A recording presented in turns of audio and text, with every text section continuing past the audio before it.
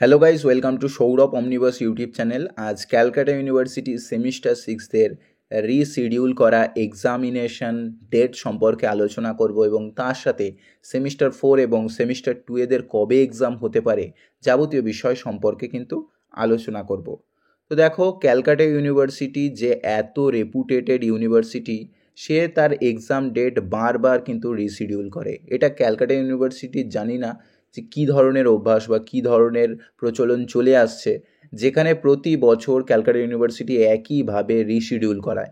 গত বছর সেমিস্টার সিক্সেও আমার ব্যাচ তাড়াহুড়ো করে শেষ করতে হলো 3 মাসের মধ্যে, কেননা জুনের মধ্যে ওরা এক্সাম নেবে ঘোষণা করে দিল, ক্যালেন্ডার দিয়ে দিল।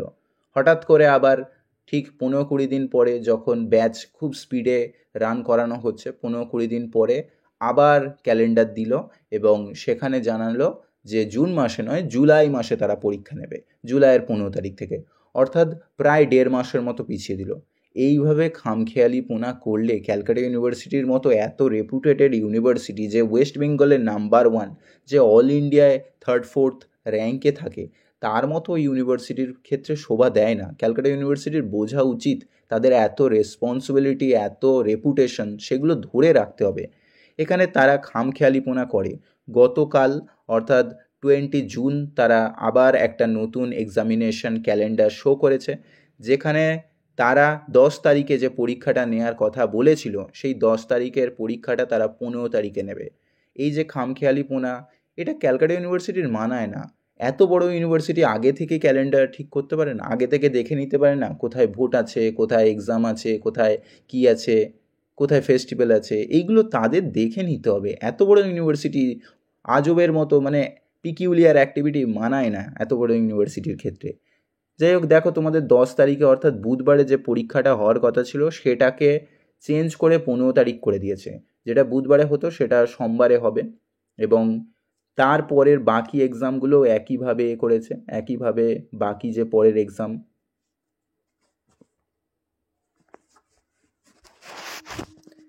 একইভাবে বাকি পরের এক্সামগুলোকেও দেখো চেঞ্জ করেছে।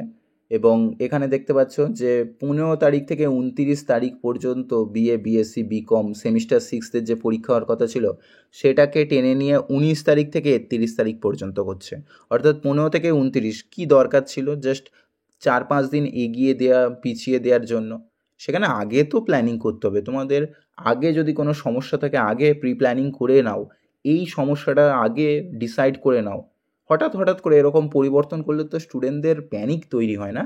অনেক স্টুডেন্ট আছে যারা শারীরিকভাবে বা মানসিকভাবে অসুস্থ, তাদের কাছে প্যানিক ক্রিয়েট হয়ে যায়, তারা ভয় পেয়ে যায় যে কোশ্চেন কঠিন হবে না তো। তাদের এই যে আতঙ্কটা শুধু তাদের জন্য নয়, তাদের পেরেন্টসদের ক্ষেত্রেও কিন্তু আতঙ্ক হয়ে যায়।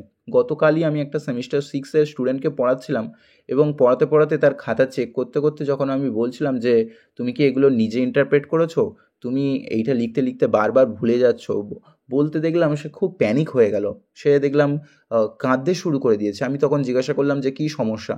তখন সে বলল যে আমার স্যার মানসিকভাবে নার্ভের প্রবলেম আছে, আমার ব্রেনে একটু প্রবলেম আছে, যার কারণে আমি ভয় পেয়ে যাই। তো শারীরিকভাবে মানসিকভাবে অনেকেরই অসুস্থতা থাকে, তারাও এক্সাম দিচ্ছে, তাদের কথা বোঝা উচিত। ক্যালকাটা ইউনিভার্সিটি এইগুলো অন্তত বোঝা উচিত যে আমাদের কাছে সমস্ত টাইপের স্টুডেন্ট আছে, সেই সমস্ত স্টুডেন্টদের কথা একটু ভেবে ক্যালেন্ডার বার করা উচিত, যেখানে প্যানিক না ক্রিয়েট হয়, যেখানে স্টুডেন্টদের মধ্যে একটা ফোমো ক্রিয়েট না হয়। এইগুলো বুঝে তাদের কাজ করা উচিত। আবার একইভাবে দেখো, 15 থেকে 25 তারিখে যে এক্সামের ডেটগুলো ছিল, সেইগুলোকে আবার 19 তারিখ থেকে 31 তারিখ পর্যন্ত করেছে। এগুলোর 4-5 দিনের আগে পরে করা, এগুলোর মানে কোনো কিছু দাঁড়ায়? আগে থেকে ঠিক করে নিক, আগে থেকে ডিসাইড করে নিক এবং ডিসাইড করে তারপরে সেগুলো করুক।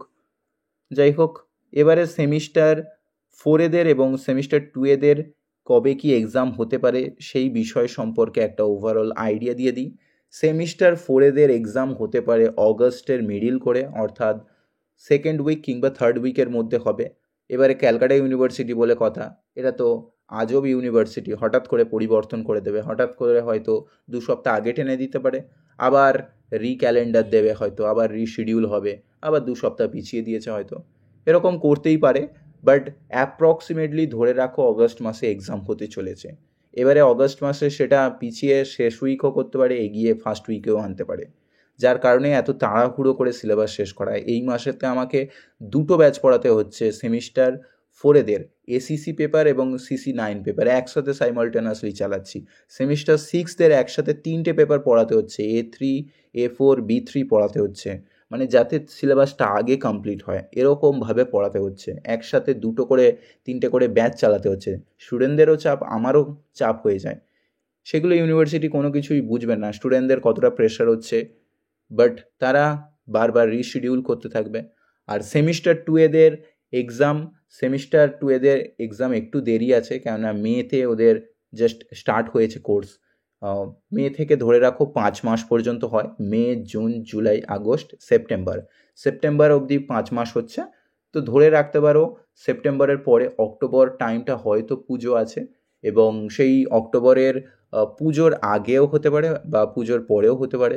মোস্ট প্রবাবলি পুজোর পরে হবে, কেননা ওই টাইম পিরিয়ডেতে এক্সাম, মানে কলেজ বন্ধ থাকে যেহেতু, তো এক্সাম হয়তো মোস্ট প্রবাবলি ওর পরে হবে। এবারে ক্যালকাটা ইউনিভার্সিটি তো খামখেয়ালি আগেও টেনে দিতে পারে, আগেও করিয়ে নিতে পারে।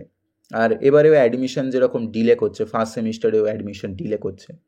যে তোমরা যদি কেউ পড়তে চাও এই সেমিস্টার কিংবা পরের সেমিস্টারে, বা যদি ইংলিশ অনার্সের নোটস পারচেস করতে চাও, তাহলে নিচে হোয়াটসঅ্যাপ নাম্বার দেওয়া আছে, হোয়াটসঅ্যাপ করতে পারো। শুধু ইংলিশ অনার্সই পড়াই আমি, অন্য কোনো সাবজেক্ট পড়াই না।